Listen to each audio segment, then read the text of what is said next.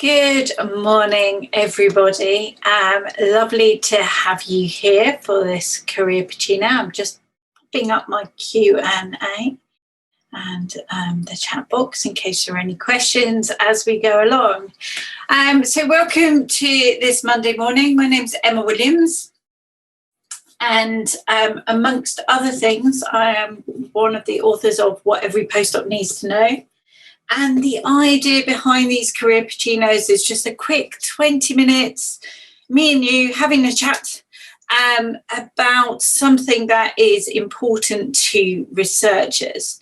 And today we are going to be looking at the skills-based CV, which a lot of people seem to view with an air of mystery, and it's really not that complicated. So hopefully I'm going to be able to help you out at that point.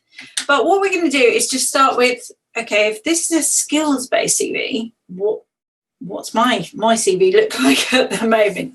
So traditionally, most people have a chronological based CV. So you'll have your name at the top.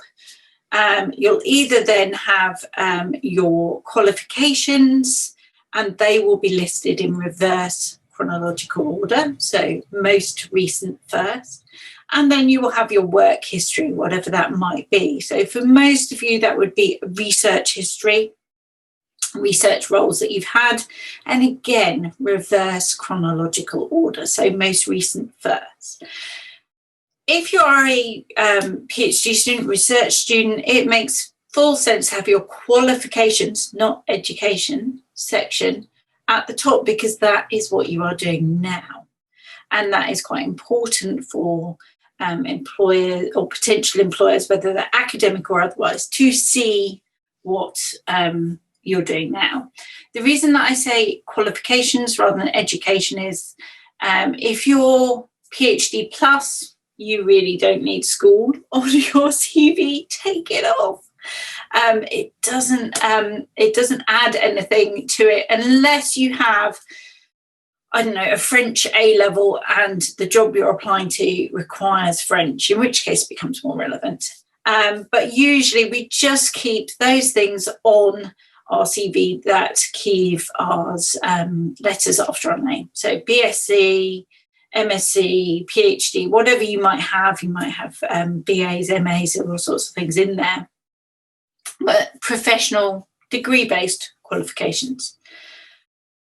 If you are a postdoc, you might want to reverse that, because I, as a potential employer, are more interested in what are you doing now, rather than perhaps what you did for your PhD. Also, it means that immediately I get the fact that you're not a PhD student, that you are a postdoc. And with the postdoc, because you're all so fantastic, you will have a lot more experience, even if you've only been a postdoc for a little bit, of being a professional researcher, as opposed to a PhD student where you are perhaps you're still in student mode, you're still learning. You're working on your own distinct project, whereas if you tip into postdoc, you're suddenly working on someone else's project. There's a line management responsibility there. You are a professional researcher. So there's a subtle shift. But in general, that's how we do an academic CV. We put things in reverse chronological order. Reverse because we need to know what you're doing now, what's most recent, and then go back in time. And we will follow that through. We might have a teaching section, a skills section, certainly a publication section at the end. But that's, in general, how we present ourselves in academic arena. And that format is perfectly acceptable for the world of work outside academia. But the trouble that I find is that it's quite hard for postdocs to demonstrate that they want to make that proactive move into another arena. There is nothing worse than looking a bit like a failed academic, and I don't like that term, but your CV can look so academic that it's actually slightly intractable for anyone else outside academia to understand what you're doing. So a skills-based CV can be a fantastic way of making sure that you've got all the skills that that particular employer is looking for, outlined in a way that is really quick and easy. Now, the job market is phenomenally competitive at the minute in academia and outside, all for very obvious reasons. But a CV might only be read for probably less than 30 seconds. The employer knows what they're looking for, and if they can't find it quickly, you go on the no pile. You go on the no pile, you stay on the no pile. There is no second sift at this point.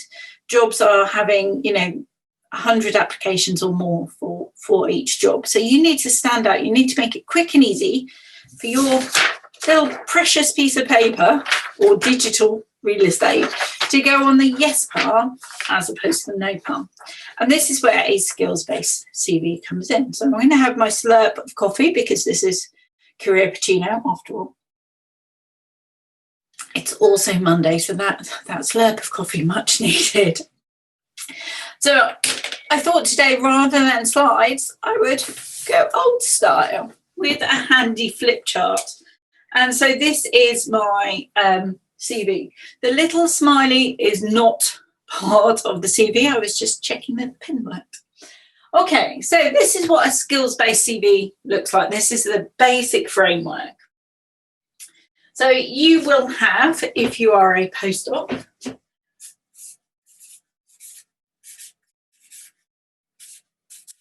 I've just made up a name, you'll have your name up there. Doctor at the front or comma PhD, complete personal preference if you are a postdoc, but I would own it because it says that you have got a PhD in a very matter-of-fact way. Quite often then people give me this huge, great swatch of contact details, personal information, various other things. Important to have a phone number and an email, just one of each. And you don't need labelling because my nephew, who's 7, knows what an email looks like. He knows what a phone number looks like. So if you'd like to, you could tuck in your phone number there and your email just underneath.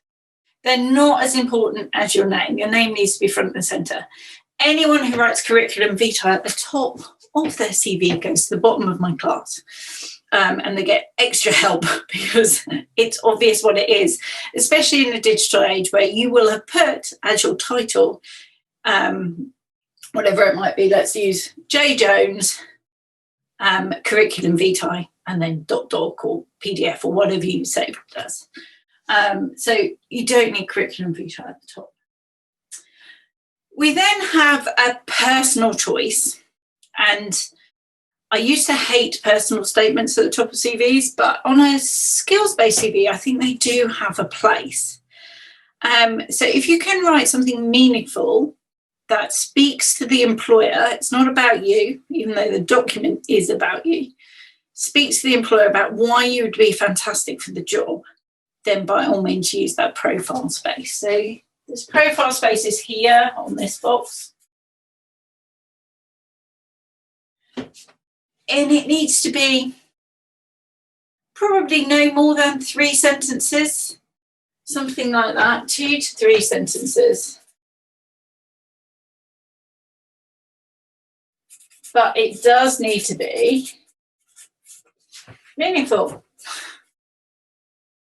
Okay, so by meaningful, I mean, do not say, I have great attention to detail and a passion for communicating science to the public. Okay, but great attention to detail, you've got a doctorate, I'm kind of hoping you got that for a good reason. And the passion is like, well, it doesn't tell me how you do it. Are you a social media superstar? Are you a fantastic writer? Are you a great orator? Whatever it might be. So thinking about making it really pithy and really relevant to the job. The biggest question that an employer has of a postdoc switching, or even a late stage PhD switching to a job outside academia is, okay, are they going to be just a frustrated academic? Are they going to want to still be in the research arena? Are they taking this job because it's just an infill until they can get a postdoc or a fellowship? You've got to convince them that you really want to move. And that's, you know, a lot of people say, oh, I'm too experienced, and they don't see that. I think actually what employers don't see is your motivation to move. And this is possibly where you can put that. So say we were going for, I don't know, medical writing job. It's like this little paragraph might be, you know, an experienced writer having written for, insert what something meaningful that you've written for, who is interested in pursuing a career in medical writing with X company. The skills-based CV still needs to be tailored for each and every opportunity, because each and every job opportunity will put different skills and different emphasis on different skills. But in the same way as a chronological one, you can view it as Lego bricks, and we can build them up in one order, and then we can take them down for the next one and build them up in a different order. Okay, so little profile is an option. Basically, with your CV, if this is your piece of paper, a little bit of highly simple origami is find the top third. And then looking at that top third, does it say something very, very meaningful about me? Because that top third is what's going to get them to read the first page and then hopefully the second page. So thinking about that top third. Right, we're going to now come on to the difference between a skills-based and perhaps a normal chronological CV. Chronological ones can often have this as well. I think in a research, if you're applying for another postdoc, I don't think it's particularly helpful. I think it's really hard to put that in something useful. But for someone transitioning from one role to another, I think it's very helpful. Okay, so these are this is still on our first page of our CV, and we're going to have a section called skills. You might want to call it relevant skills or something a bit more floral. It's up to you, but that's basically the name of the section that we're about to engage with. We then look, as always, go back to the job description. In that job description, they will have a list of skills. Now, the caveat that every job description known to man is written for an angelic being that does not exist. Look at the skills listed and think, okay, have I got 6 out of 10? Can I apply? But there will be some that will be more important to that employer than others. A quick way of finding which ones are more important, finding that out, is if there is any contact on that advert, contact Joe Blogs for further information. You must do that. It's such a busy job market at the minute that you want every advantage that you can get. So by talking to Joe Blogs, you'll find out that actually the top 3 skills are the most important, and then they just got a bit wish listy with the rest of them. So talking to someone, putting your name top of mind, I cannot emphasize how important that is at this point. So we've identified, say, perhaps the top 3 or 4 skills in that job advert. We're then going to have sections for each. So I'm thinking, let's use the medical writing, scientific writing job as a general one, because I think that's probably something we can all vaguely access. So the first one is probably going to be written communication. I would think, I'm imagining that would be the case. So in this section, you then have 2, 3 bits of evidence that show that you are an excellent at written communication. And the nice thing about the skills CV is that people don't have to sift through your entire career history to find the examples because you've pulled them together. So these examples could be taken from your BSc, some industrial experience, an internship, your PhD, a postdoc. They're drawn from across your rich tapestry of career so far and put into a nice, neat nugget that goes, here's my writing skills.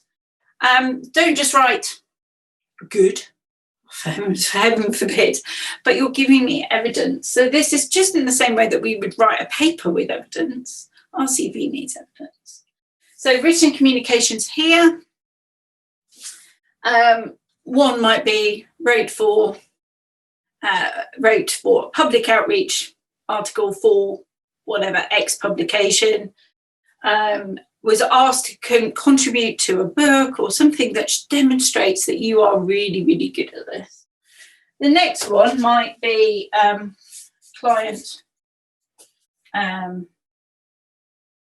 work or something similar, because medical writing, you have to liaise with the client. A drugs company might come to you and say, okay, we need a booklet on this particular drug to get out to GPs or perhaps patients or something else. So you might be working on something like that, or you might be working on a press release. And it's quite a varied job. But whatever it is, it involves liaising with that client. Now you think, oh, okay, I've been a postdoc, I've not really done that. But you've talked to collaborators, you've talked to fellow academics, you've got examples of where you've had to take someone else's wish list and turn it into a practical reality. So again, you've got your 2 or 3 pieces of evidence on that. Now, these 2 examples I'm plucking out the air, but they need to be pretty much the skills that are outlined at the top of their wish list on the job description. And then there's always, on every job description, some sort of teamwork. And if you've done any sort of collaborative research, you've got that in spades. So again, it's about picking pertinent examples. Now, you might have lots and lots of experience, so you could write several pages on perhaps written communication. Now, they're not going to have time to read it. So you need to pluck out, right, 3 examples for this, 3 examples for this, 3 examples for this. You could have a 4th, possibly. But one good way of working out which example's going where is the trusty post-it note. So outline all your experience in several post-it notes on a big piece of paper. And then you go, okay, let's give them some numbers, shall we? So experiences throughout your work history so far. You think, okay, so I need written communication. So at 1, my post-its are difficult. 2 and 3 are really great for written communication. Teamwork, yeah, 4. You think, okay, well, client work's looking a bit thin. Actually, this one, number 2, could be that or that, so I'm going to put it there. So you can spread your experience around depending on what you're trying to do. So that's a recommendation, is to look at what fits best where for this particular job application. And once you've outlined your skills, you then come on to your work history, qualifications, and they will probably, realistically, be on the 2nd page. But they can be much briefer now because you've pulled out the really relevant things for that employer cares about. They don't really care whether you worked between June and May for which particular year. That's not the thing. They want to know, what can you do for me as an employer? And a skills-based CV is a fantastic way of looking at that. Okay, I told you it was fast and furious and caffeine-fueled. If you've got any questions, just pop them either in the chat or the Q&A, and I will attempt to answer whilst drinking some more coffee. Much needed.